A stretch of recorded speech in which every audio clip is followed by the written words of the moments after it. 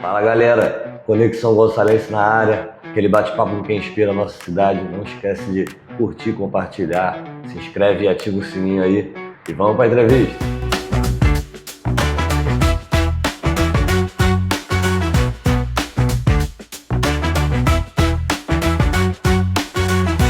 Então galera, mais uma vez aqui, mais um bate-papo sobre Outubro Rosa. Hoje eu tô aqui com a Maria Luísa, ela é enfermeira e ela vai contar um pouco da vivência dela quando ela trabalhou no INCA. Tudo bom, Maria Luísa? Tudo bom. Então fique à vontade para se apresentar, falar da sua experiência de vida dentro da enfermagem, né? Tá ótimo. Fica à vontade, tá? Tá ótimo. Então, meu nome é Maria Luísa, é Bernardo Vidal, eu tenho 67 anos e desses 67 anos, 34 eu convivi dentro do Instituto Nacional do Câncer, que é um local assim, que é referência, né, para o tratamento de câncer aqui no Brasil, mas é um local onde a gente conhece muitas histórias de sucesso, histórias de insucesso, né? E como a gente está aqui no Outubro Rosa, vim contar para vocês como é que a gente vive as histórias de sucesso e as de insucesso, né? Vou começar com a parte pior, que é a de insucesso, né? Que são quando as pacientes chegam no instituto com doença avançada, que infelizmente é o que a gente vê mais, né?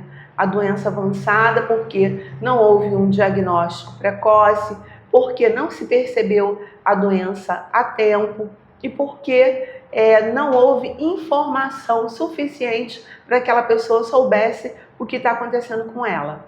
E o Outubro Rosa é maravilhoso para a gente divulgar essas informações, né?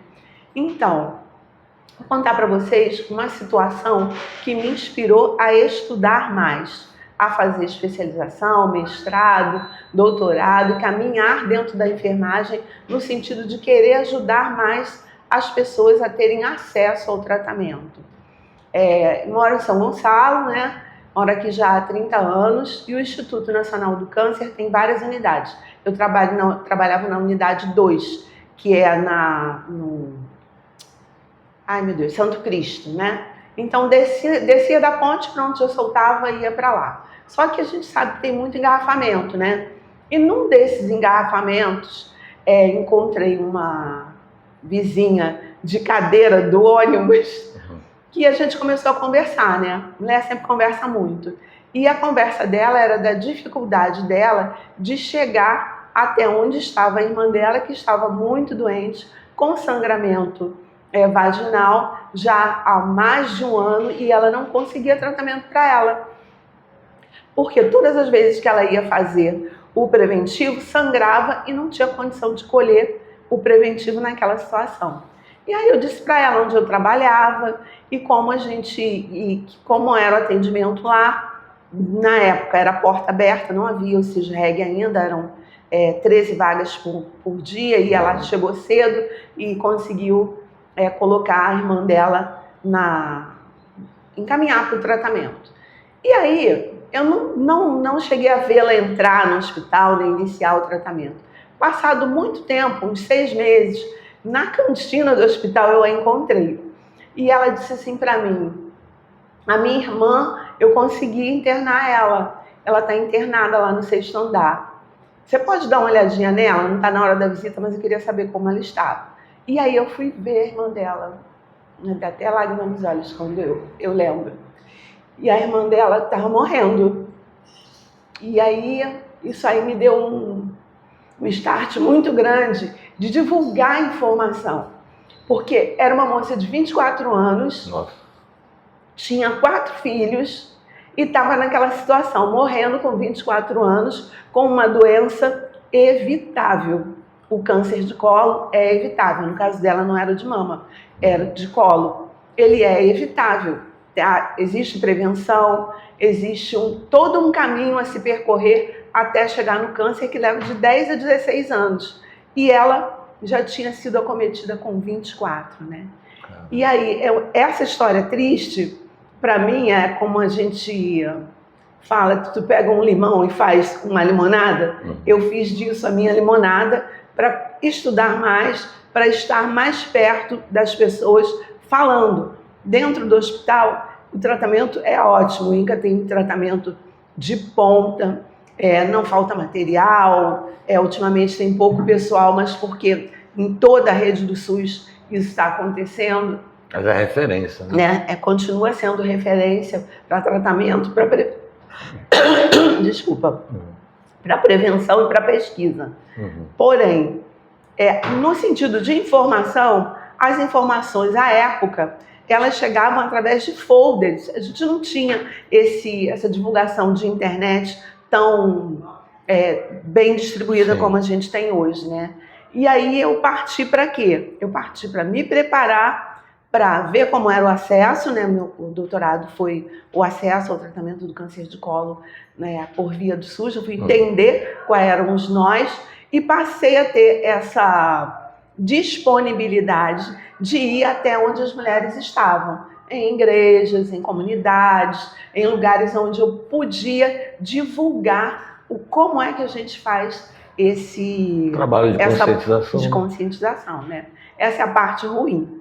E a parte boa é que a gente está no Outubro Rosa, falando sobre câncer de mama, e eu aproveito também para falar do câncer de colo, porque é o do Márcio Lilás, mas como a campanha de Outubro Rosa é muito mais antiga do que o Márcio Lilás, as portas se abrem muito mais para a gente falar sobre o câncer de mama, que realmente é um câncer que agride muito mais, em número maior, aliás, as mulheres do que o câncer de colo, sendo que o câncer de mama a gente pode fazer a prevenção.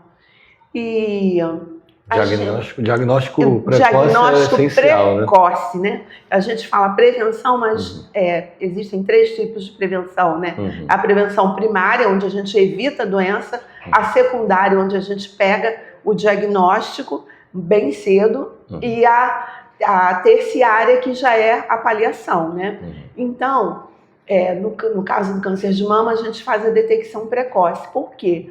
Porque se a doença for diagnosticada no início, existem 90% de chances de cura. Daí, a gente precisa avisar para as mulheres de 50 até 74 anos que elas precisam fazer a mamografia. É muito importante que isso aconteça para todas as mulheres. O Ministério da Saúde já tem um protocolo de que pode ser feito de 2 em 2 anos. Mas se você não fez em nenhum ano, você está correndo risco de ter algum nódulo que você não está percebendo. Isso já dificulta também, né, na questão do tratamento. Então, o Outubro Rosa vem para a gente ter essa consciência, né, da importância de fazer a mamografia e até o autoexame também, né, periódico. Exatamente. Né, é bem importante também. É bem importante. Então, a mamografia de 50 até 74 anos. E o autoexame é sempre. Desde sempre, né? Desde sempre. Por quê? Porque a gente precisa conhecer o aspecto natural da nossa mama. Se você não tem, do nosso corpo, né? Se você não conhece sua mama, se aparecer um caroço, se aparecer qualquer alteração, você não sabe que alteração houve, porque você nunca olhou, né?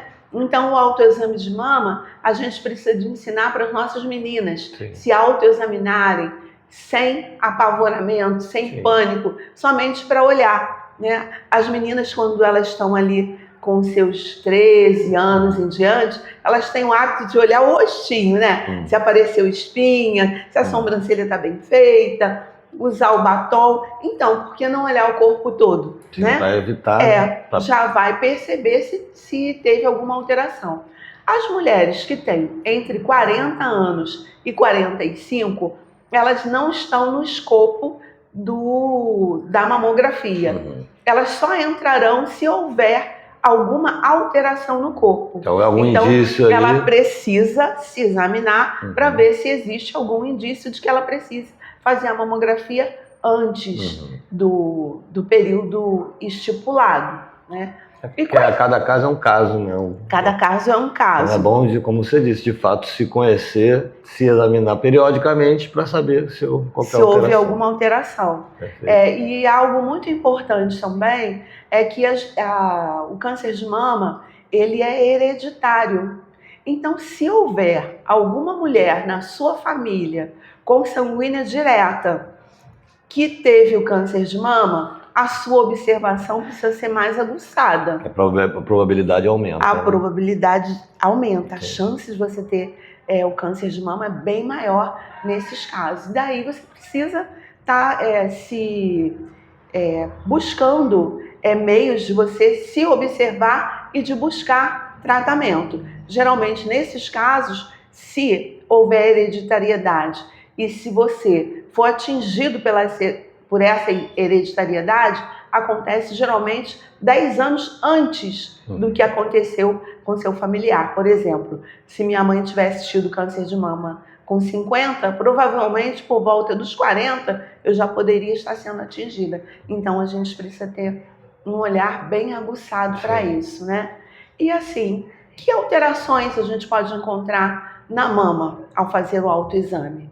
Né? Você que nunca fez o autoexame, você precisa colocar o seu braço acima da sua cabeça, pode fazer isso? Com certeza. Acima da sua cabeça, e você vai palpar a sua axila na busca de quê? De linfonodos. O que são linfonodos? São gângliozinhos que a gente tem no corpo, todo mundo tem, todas as axilas têm, que são para proteção do nosso corpo. Quando você tem um linfonodo alterado, significa que algo está acontecendo na sua mama ou em alguma parte do seu corpo. E você precisa procurar. E ele fica maior? Ele fica maior, Entendi, né? Então isso é o que você vai encontrar na sua axila. Na mama, temos que ter a seguinte avaliação. Primeiro, a gente precisa observar o bico do seio, tá? Quando a gente olha o bico do seio, a gente vai observar que ele tem várias reentrânciazinhas. Essas reentrâncias são normais. Porém, se você faz esse movimento e sai alguma secreção, significa que algo está acontecendo. Não é para sair secreção, nem é para sair sangue, a não ser que você esteja amamentando. Em volta do bico, tem isso aqui que a gente chama de areola. É uma parte mais escurecida, que aqui na minha mama de crochê não está muito escurecida, mas essa área aqui, a areola, ela também precisa ser observada para ver se existe nódulo aqui. Daqui para trás, você vai fazer este movimento de palpação de toda a mama na busca de algum nódulo. Se você encontrar algum nódulo, você precisa procurar um médico. Não precisa ficar apavorada, desesperada, porque 80% dos nódulos são benignos. Você vai até lá em busca de saber se ele foi um dos 20% restantes. Mas você não pode deixar para lá. Você precisa ir. Pode ser um cisto, pode ser um lipoma. Não é momento de se apavorar. É momento de ficar atento aos cuidados que você tem que ter com o seu corpo. E como você disse também, né? 90% das chances quando é descoberto precocemente é totalmente curável, né? É totalmente curável. Então não é para se desesperar, é para viu alguma alteração, vai lá para ter certeza, né? Vai buscar um diagnóstico para saber se está tudo ok ou se é algo que já precisa ser tratado. E nesses casos vai fazer outros exames, não só a mamografia, mas às vezes uma ressonância, às vezes uma biópsia, exames mais apurados para distinguir o que é aquilo que a gente está vendo, né? Que aquilo que a gente palpa, a gente não sabe de verdade o que é que está acontecendo. O profissional de saúde, ele vai ter uma palpação mais apurada. Até na palpação ele vai saber se existe alguma chance de malignidade ou não. A gente não, a gente só está procurando saber se tem alguma normalidade. Outra normalidade que pode acontecer na mama é uma vermelhidão, um aspecto de uma área da mama que tem aspecto de casca de laranja, que é uma pele, aquela casca luminosa, grossa, envernizada, tipo um verniz, né? Mas cheia de furinhos, né? Como é a laranja, como se fosse uma celulite, né? Isso também é caso da gente procurar para investigar essa, poder saber descartar, né, se é o câncer de mama ou tratar caso seja, né? Exatamente. O tratamento, nos casos de doença iniciais, eles têm chances de cura. Hoje tem quimioterapia, radioterapia, hoje a gente conta com imunoterapia, hoje a gente conta com cirurgia menos invasivas, dependendo do estadiamento da doença, onde não se precisa retirar toda a mama, mas só um segmento, com possibilidade de fazer uma outra cirurgia para você reconstruir essa mama. Tudo depende da gente pegar a doença no início. A mama é uma parte do nosso corpo que a gente valoriza muito, que a gente só mostra para quem a gente quer mostrar. Papai e mamãe não conhecem a nossa mama porque ela aparece lá na puberdade. Então, quando acontece alguma coisa na mama, a gente guarda muito para si. Mas esse momento de ficar guardando faz com que a doença avance, né? E a gente tem que dizer para alguém. Se você tem vergonha, você fala com a sua amiga, com a sua filha, com a sua irmã, com alguém, diga o que está acontecendo, que essa rede de apoio vai te ajudar a chegar lá. Né? Perfeito. Em relação ao câncer de mama, desculpa que você ia falar alguma coisa, ao câncer de mama, eu precisava falar uma coisa importantíssima que poucas pessoas sabem, é que o câncer de mama também dá no homem.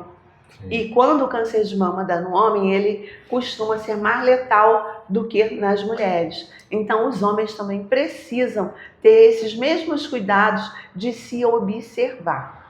Perfeito.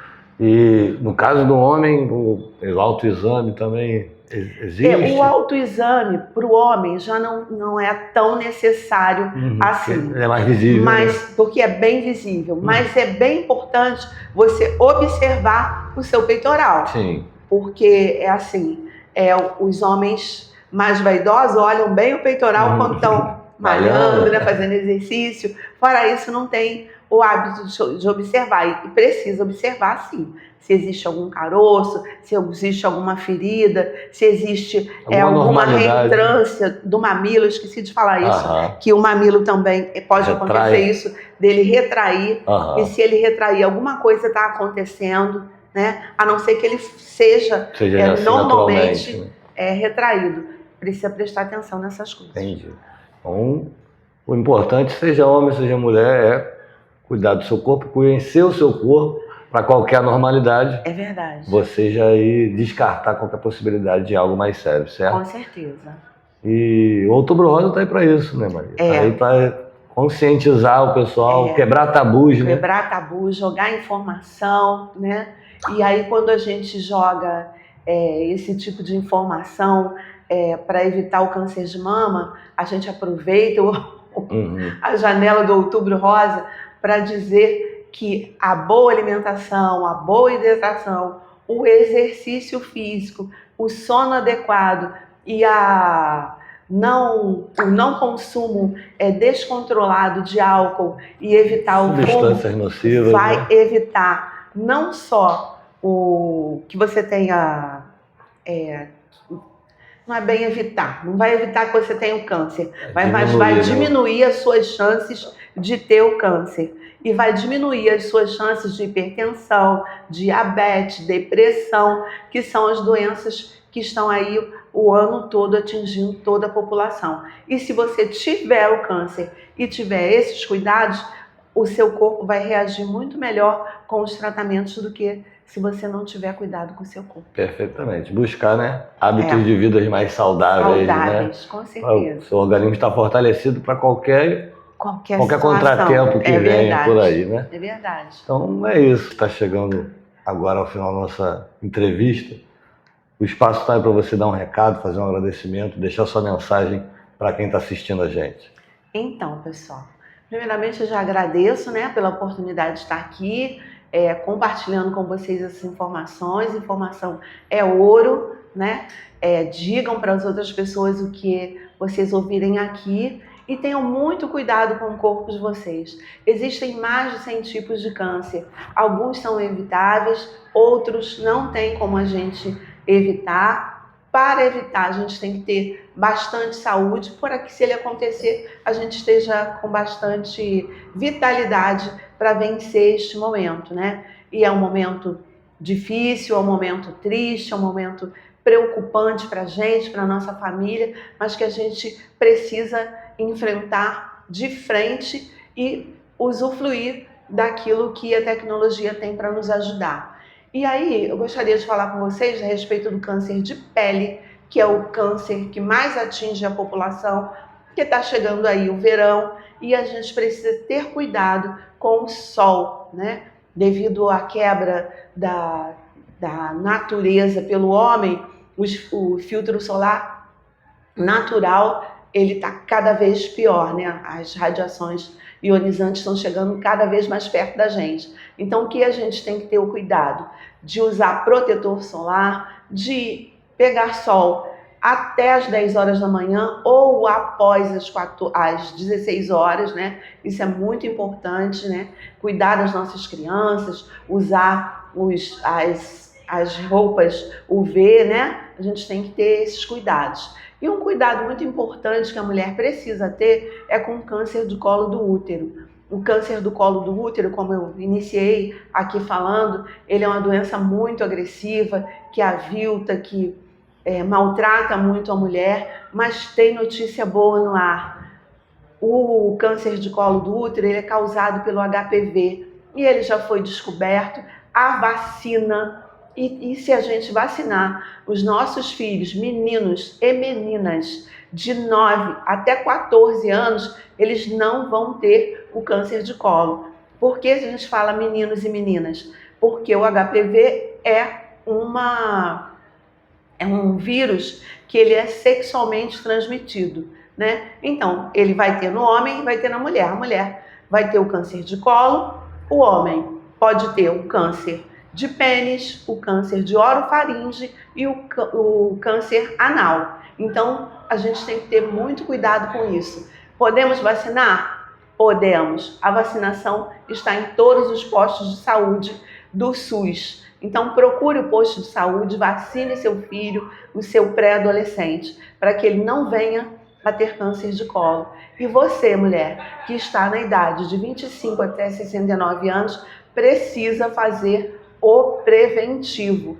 Fique com seu preventivo em dia, porque o câncer de colo, como eu falei inicialmente, ele leva de 10 a 16 anos para se desenvolver. Durante esse período, você pode ter uma lesão precursora que vai ser tratada e vai evitar que ele progrida para um câncer de colo, né?